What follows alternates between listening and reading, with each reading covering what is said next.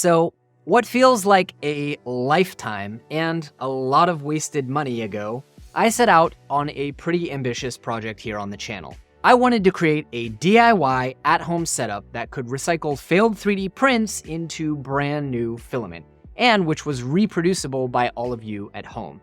It has been a very, very long journey with a lot of learning, expensive mistakes, and frustrations along the way, but I finally have something to show for it. Oh, yeah, right. These actually aren't that impressive by themselves, so I better actually explain. These 3D prints are made entirely from failed 3D prints, supports, and purge lines and things like that, which I ground up myself here with 0 additives, 0 virgin material, and as you can see, they're not half bad. So in this video, we're going to talk about everything it took to get here, what I learned along the way, and whether or not it makes sense for you to replicate my setup at home. Oh, and by the way, if you're new here, this channel is all about helping you get more out of this amazing hobby that is 3D printing, whether that's news, new product releases, tutorials, crazy projects. So if you love 3D printing and you want to learn more about it, don't forget to hit that subscribe button. All right, let's get after it. So as a quick refresher, let me remind you where we left off last time, but of course, do feel free to use the chapters below if you just don't care. In the last video in the series, I was kind of at a low point when we left off. I had recently dropped the motor twice, I'd bent the drive shaft by tightening things down without perfectly aligning them, and while the setup was working, it was permanently damaged. Also, my granules were way too big to actually extrude them into usable filament. So while I don't want to waste any more of your time or relive any more of my trauma by recounting every gory detail of what it took to unscrew up my screw-ups and get back on track, here's the high-level summary. I looked into getting the drive shaft straightened, but realized it would be cheaper to just order a new one, either from the Bazaar or from PCBWay. I also tried to create my own 4.5mm sleeve out of scrap metal, but it proved too tedious and annoying without a drill press, so I ordered that from PCBWay as well. Meanwhile, I spent weeks chasing around industrial component suppliers who didn't want to sell parts to me, trying to find someone who had curved jaw couplers in stock in the diameters that I needed. I ordered, only 2 out of the 3 that I ordered came. Eventually, I did find someone, but they told me that I needed to wait 2 months and spend hundreds and hundreds of dollars to get all the components shipped here to me in Israel, and finally, I had the 3 components I needed to connect everything together. Whew! Once the parts arrived, it was time to finish the build by putting everything back together. By the way, a huge shout out to PCBWay for saving my butt with this replacement drive shaft, and for those of you who don't remember, they also saved my butt when I needed custom flanges, custom adapters, custom sleeves, all because I didn't plan ahead and buy a readily assembled gear motor.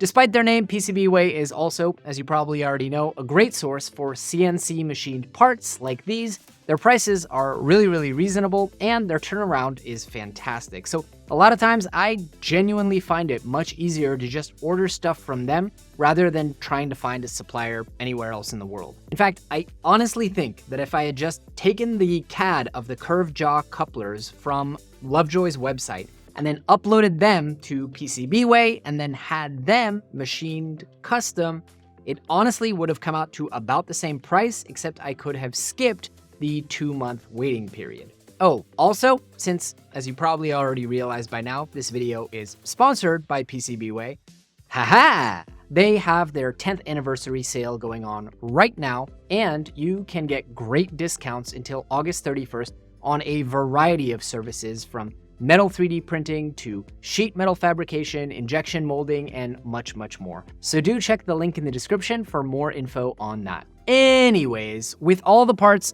finally in hand, it was actually really quick and easy to reassemble things.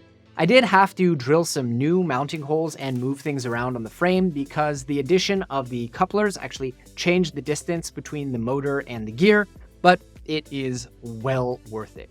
Adding in the curved jaw couplers, as some of you tried to warn me in the comments of my first 2 videos, eliminates the need for perfect alignments, and it protects me from damaging the new drive shaft, and it also reduces vibrations and all kinds of other wonky stuff. I also needed to angle grind the old sieve off and replace it with the new 4.5mm one, but after having rebuilt and built and rebuilt this thing like 100 times over the last 6 months, none of that was really all that hard. Once the mechanical part of it was done, it was time to wire it up and fire it up. Here, once again, I called on the help of my electrician turned personal friend, Mohammed, who spent the better part of the day, thank you, Mohammed, helping me figure out how to wire things up and program the VFD in such a way that we could get the most possible power out of the motor given the electricity we have here. Torque boost! While simultaneously being able to use it in forward, backwards, and also have an emergency stop switch, because as we learned in the last video, when you have a motor this powerful, you really want an emergency stop, not a coast to stop. This meant getting a crash course in delta versus triangle wiring, VFD programming, and boy, let me tell you, I am very glad that I spent the better part of a decade before this teaching accelerated learning techniques, because between the welding, understanding industrial motion systems and couplers and all the different things and electrical components that I would need to understand just to make this project work, I've really put many of those techniques to good use. As you can see, the switches that I got were actually the wrong ones, and I'm still waiting on the right ones so that I can properly wire up the forward and backward switches. But I am pleased to report that at least on the electrical side, everything works thanks to the VFD and the temporary switch I had lying around. So I'm able to start, stop, and reverse the motor, and I can even use the dial to select the speed. With all that said, it's been far from smooth sailing actually getting this entire setup working to where I could actually print the filament.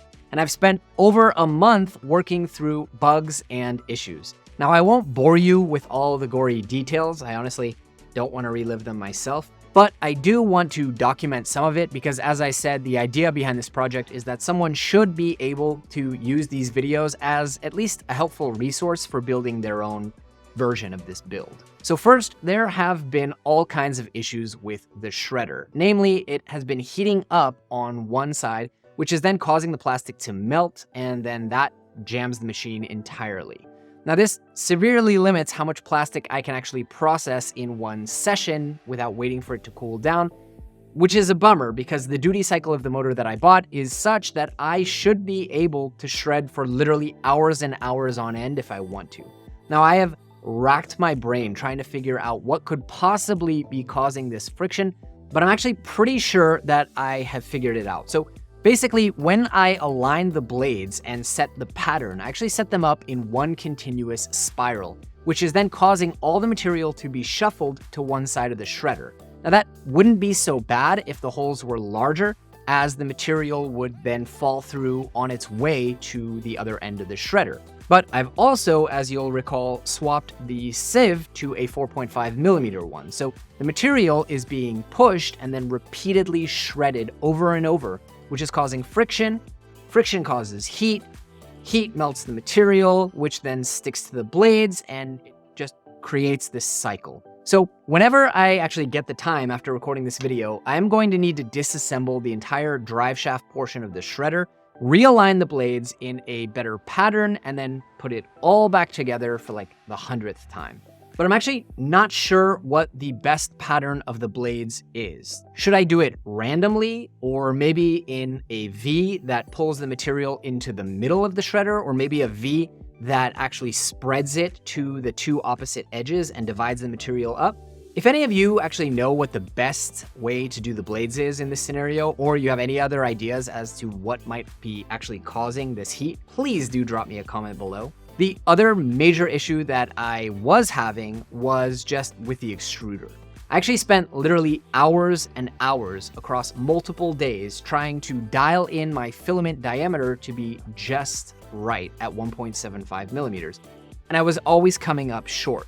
I probably extruded like 100 or 150 meters of filament, all of which was garbage, and I was nowhere near close to the right diameter or even reliably extruding any diameter. Now again, I don't want to bore you with the details, but basically the nozzle filter was clogging repeatedly, and that's probably because of all the sawdust in my shop. Oops. Also, I may have spilled some of the gray regrind on the ground and then, not wanting to waste it, kind of just swept it back into the bin. Don't judge me. So yeah, despite the fact that I actually did thoroughly wash and dry all the filament before extruding, It was definitely clogging both on the extruder and on the printer. This led me to realize that A, any shreds that fall on the floor are as good as trash, and B, I definitely needed to change my procedure for actually washing the filament shreds. Eventually though, I was able to figure out a method that I think is working, and once I resolved that issue and I made a couple of small ease of use modifications to the artme, well, miraculously, then all the very thorough and specific documentation that David provides suddenly was enough to create pretty good filament with very little practice or tweaking.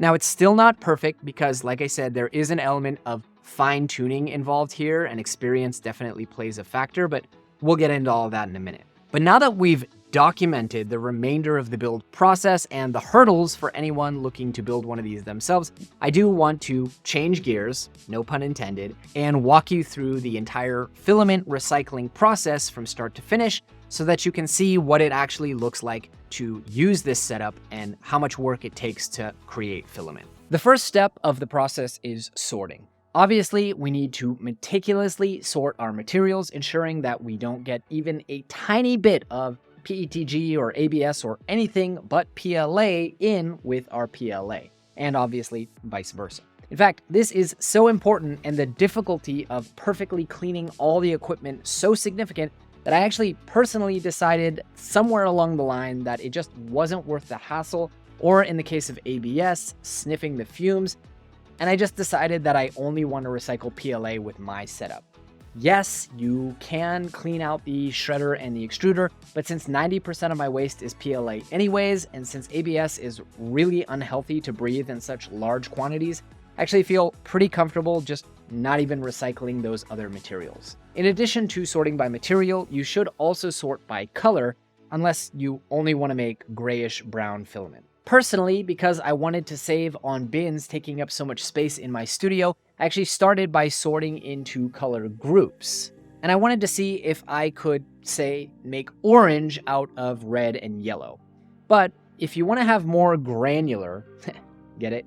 Granular control over the colors you produce, it really is best to sort by colors very strictly.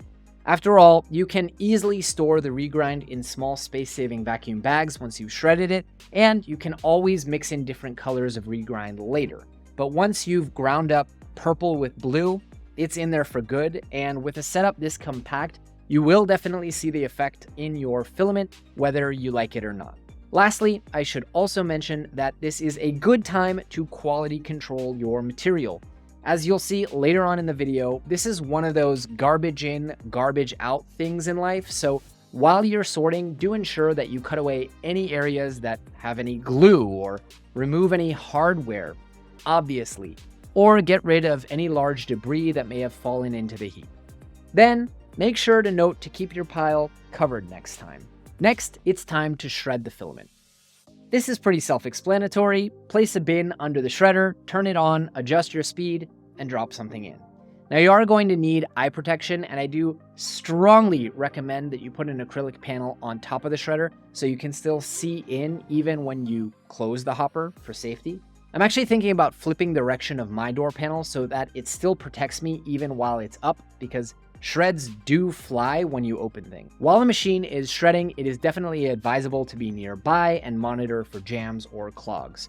Depending on your motor, gear, and shredder version, you might be able to feed in more material into the hopper at once than I currently can, but the process can be a little bit slow going. I would just say take your time and enjoy the satisfying crunch of watching 3D prints get recycled. Up next is washing. Now this is a super important step, and one that if done haphazardly will cause a ton of the issues that I struggled with for weeks. See, I figured that the best way to wash the filament shreds would be with a mesh laundry bag to prevent messes or losing too much of the smaller regrind in the water. That was a mistake, namely because in my shop there is a lot of sawdust, and sawdust won't go through that mesh. That's why my next experiment after I'm done recording this is going to be actually washing the shreds in a bucket without any form of mesh to see just how much, if any, I lose. If that doesn't work, I am going to need to either print or manufacture some kind of different sieve or maybe a filter with holes that are small enough to let particles of sawdust and things like that out while keeping most of the filament shreds in. Because as you can see, the washing step is really, really important, at least if you're like me and you're storing things out in the open in an extremely dusty studio for over a year. Up next, it's time for drying.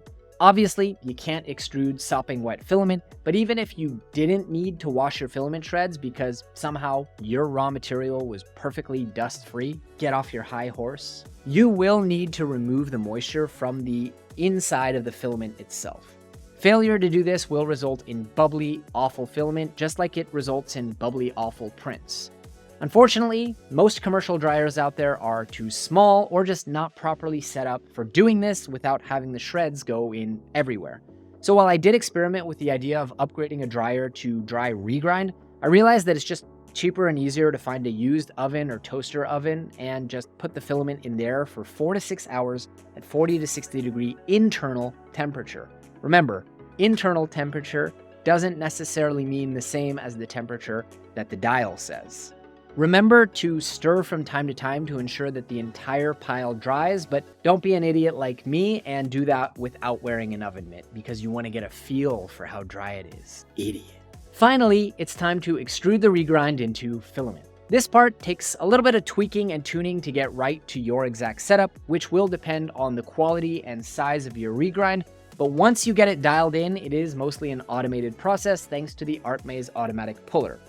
It will extrude the filament, manage the diameter by adjusting the puller speed, and even spool that filament onto the roll back and forth to get a reasonably spooled roll of filament. It's definitely not Prusa perfect spool. Like I said before, I did a couple of quality of life upgrades to the machine, which did help me personally get better results. But overall, as long as you don't have wet or dirty filament regrind, the artme should perform as expected. The manual here is definitely very thorough and very much your friend. And by the way, take it from me, if you're having major issues, not little dials and tweaks, the problem probably isn't how you built the artme or even your settings on the artme, probably the quality of the material going in. At least it was in my case. From there, we have filament that is ready to print. So how does it print? The biggest question on everyone's mind at this point is probably, how much did all this cost? And we'll get to that in a second. But the second biggest question is, how good is this filament actually? So far, honestly, pretty good. As I've mentioned a few times, I'm definitely still dialing things in both with the shredder and with the extruder. And I wanted to put out a video to update all of you before I take everything apart and start rebuilding it.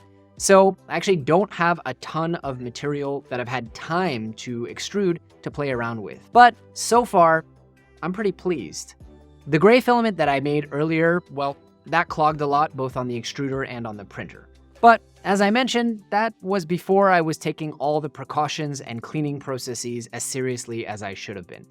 The blue filament is still not perfect. As you can see, there are some small areas where there's either jamming or under extruding. But overall, I'm pretty happy with it, and I'm quite confident that with just a few more hours of tweaking and experience, I am going to be able to get this within normal tolerances of decent store-bought filament. As for the color, I actually really like the transitions, but I do wish that I'd done them more deliberately. Like I said before, I am going to be further sorting my piles of scrap into much more granular and specific colors rather than larger color groups. And then I'll be bagging those into individual vacuum bags so that I can choose between a very homogeneous color like blue or create my own gradient filament if I desire. I still am curious though, what would happen if I say mix red and yellow or blue and red. So if you too would like to see me do that in a future video or a YouTube short, let me know in the comments below and do make sure you're subscribed. And now let's get to the part that I've honestly been dreading for months. The part where I come clean and admit to you all what it costs. When I first set out on this journey, I knew nothing. You know nothing, John. Levy. I didn't know how to weld. I didn't know how industrial motors worked. I didn't know about worm gears or couplers or extrusion screws. So I foolishly thought that I would be able to complete this project on a budget of $1,500 USD. I did not. Throughout multiple rounds of revisions, redesigns, purchasing the incorrect parts, damaging the original parts, and generally just failing my way through this project, I watched the budget fly by me like a train in the night. But before I get to what it actually ended up costing, let me ask you, is the cost of this project really what's most important here? Isn't it really, at the end of the day, the skills we learned, the friends we made, and the fun we had? $2,700. It cost $2,700. Now, to be fair, it wouldn't cost you nearly as much to recreate this at home. Firstly, most of you don't live here in Israel, where shipping and customs are insanely high, and stuff like this is not readily available at a local junkyard. But more importantly, you can also learn from my very expensive mistakes and, say, buy a readily assembled used gear motor rather than piecing things together at a premium and then trying to machine expensive adapters to get it to work. You can skip the multiple iterations where I tried things that people in the YouTube comments literally warned me would never work, and you can save the headache of having to have parts remachined when you destroy them, because why would you listen to someone in the YouTube comments who clearly knows more than you do? I'm actually going to be uploading a spreadsheet to my Patreon supporters and YouTube members with links and notes, recommendations, and all different kinds of stuff that you could use to actually calculate and plan your own build. And I do plan on doing a much longer kind of brain dump video for members and patrons where I will walk through every single component, the potential pitfalls, what you need to know when shopping or assembling, and really just give you all the information that I've accumulated that really doesn't fit in a YouTube video, and the algorithm certainly will not reward. But to give all of you the bottom line, because I do want to make this accessible to everybody and not just members, I would estimate that you would be able to build your own version of my setup without all the mistakes and mucking about for around $2,100. And that is assuming you live somewhere in the US where you won't pay customs for things like the shredder kit. So yeah, budget-wise, I failed. I mean, there are definitely places that you could significantly cut the costs, like getting rid of the motor and hand cranking. And I will detail all the different ways in the brain dump video that you could shave off cost without huge sacrifices. But for the average person, those cost-cutting measures are going to make things much more difficult long-term, and you're gonna run a higher risk of damaging things, not having the performance you want. Really, everything in my bill of materials is already kind of the bare minimum you would want for comfortable use. Then again, if you figure that a commercial shredder alone costs roughly twice what my whole setup costs, and if you figure that complete ready-made 3D print to filament setups like Filament start at literally 10 times the cost of my project, I'll still say that this project was a pretty massive success. So that's what it costs to build one. The question now is, should you build one? Now, before we do a celebratory dance, let's remember the original, big, hairy, audacious goal of this project. I didn't want to just create a setup that would recycle my own filament or filament of my community. I wanted to create a setup that was easy, affordable, repeatable, and reliable enough so that many of you at home would be able and inspired to recycle your filament and that of your local communities as well. So, have I done that? Is this a setup that you, watching at home, can and should build? Well, I think it really depends. Nope.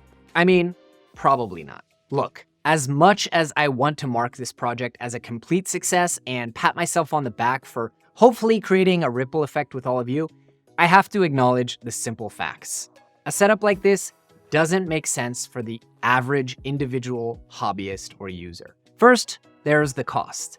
In order to earn your money back on this setup, you would need to recycle approximately 108 kilos of PLA at a comparable cost of $20 per kilo, or nearly 200 kilos if you consider that you can bulk purchase filament for like $11 a kilo these days. Yes, you could almost half the cost by hand cranking the shredder, but even then, you're talking about hand shredding like 50 or 60 kilos of 3D prints before you recoup your investment. Though, if you happen to have a motor or gear lying around collecting dust, or you happen to find a steal of a deal at your local junkyard, then all of a sudden the economics start making a lot more financial sense. But still, there's the time and energy to build this machine. Don't get me wrong, if you love doing projects like this and love challenging yourself and you've been looking for an excuse to learn how to weld, then yeah, this makes a lot of sense as a first project. And truthfully, I think that because you don't have to go it alone and figure everything out from scratch the way that I did, you probably could do this in like half the time, maybe even less. But it is still quite a bit of work if all you want to do is recycle your 3D prints and get back to printing. Personally, I love doing new projects like this and learning new skills, and I've always wanted to learn how to weld. So for me, this was mostly a good experience when I wasn't screwing things up or fixing my screw-ups. But finally, there's the glaringly obvious one. New filament is just too cheap. That's why even when big companies get the raw materials for free to recycle them, such as Recycling Fabrique does, it is still more expensive to process recycled materials into filament. With that said, money isn't everything here, and this is a classic sense of what economists call an externality. There is some significant value in saving plastic from the landfill, so it's not fair to compare prices dollar to dollar without taking some of that into consideration. It might sound silly, but to the more tree hugger-esque of us, the environmental impact of this is really what's appealing about it. I mean, personally, I'm gonna be completely honest with you guys. I kinda get as much free filament as I could ever want thanks to generous companies like Polymaker or Sliceworks. And yet I still decided that I wanted to spend my own money, thousands of dollars of it, building this entire project because I really care about reducing my waste and the impact of my 3D printing. Then if you consider that I actually saved a ton of steel and wood from the landfills in the process of building this thing, I actually feel pretty good about the expenditure of time and money building this thing. And let's remember, this setup isn't just for me. One of the big draws of doing this was to be able to list myself, or list yourself if you build one, as a filament recycling center on sites like Printables, and then have others donate their waste for upcycling into new filament. So while 100 to 200 kilos of filament sounds like a lot, and it definitely is on a smaller, non-commercial setup like this one, over the next 5 to 10 years, I'm pretty sure that I should be able to recycle that much filament. And who knows, maybe I could sell it at a discount to the local community members to recoup my costs, or give it away as prizes to local subscribers. All in all, I guess I'd conclude that while this probably doesn't make sense for the average 3D printing enthusiast to have in their home, at least not the whole shredder part, maybe the extruder part, I can definitely recommend it as a solution for businesses or makerspaces, engineering schools, or any other situation where you're going to have a lot of waste or access to actually collect a lot of waste from other people. But hey, I actually really want to know in the comments below. What do you think? Would you spend as much as $2,100 to recreate this setup if you knew that people in your local community would send over their failed prints? Would you rather just build the extruder and make new filament but not recycle the old stuff? Would you bring your failed prints to someone if they built a setup like this near you? Or did I fail miserably and waste over $2,000 on a silly novelty project? Also, let me know, do you guys still want to see more videos where I experiment with things like mixing different colors, strength testing the recycled prints against new filament prints, and answer all of your questions? Or have you kind of lost interest in more videos in the series now that it is revealed to be so much over budget? I do read every single comment, and I try to respond to as many of them as possible, so start typing and I'll see you down below. Anyways, that's all for this week, but I'll see all of you on the next layer.